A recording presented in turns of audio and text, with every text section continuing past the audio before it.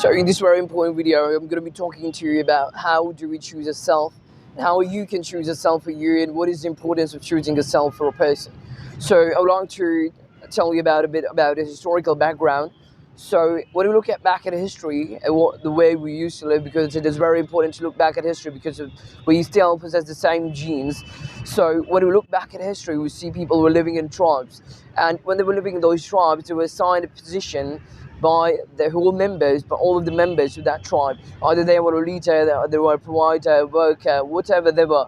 And that was their self, and that was their code of conduct. That was what told them what they were supposed to be and how they were supposed to act on a daily basis.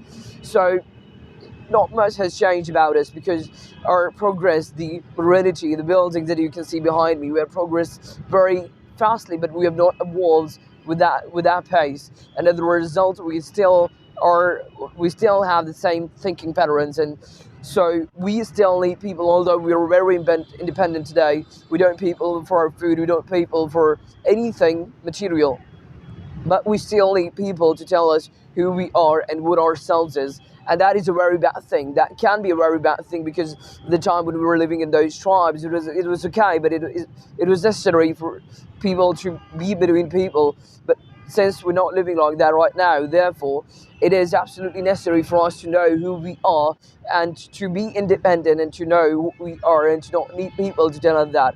So let me tell you what happens when you don't have a precise self and when you don't practice self-esteem. What happens is that, what your personality is. Whenever you change your position, whenever you change your environment or your atmosphere, you don't know how people are supposed to treat you, and you live your life in a very timid way, and that is not very good.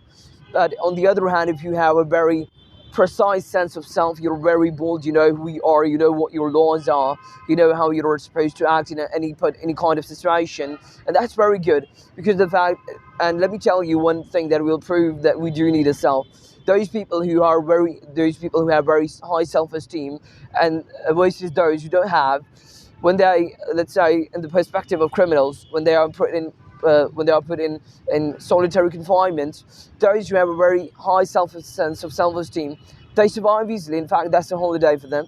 On the other hand, those who don't have very high self-esteem and don't have a very precise sense of self, they go mad. And that's in terms of science.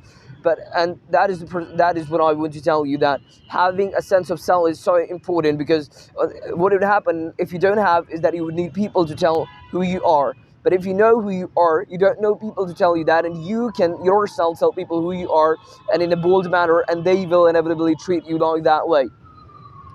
So that's the importance of self and having a self. And so let me tell you how you're supposed to design a self and what you are supposed to do for that. The thing is, if you are to design a self for yourself, you have to firstly consider your self potential.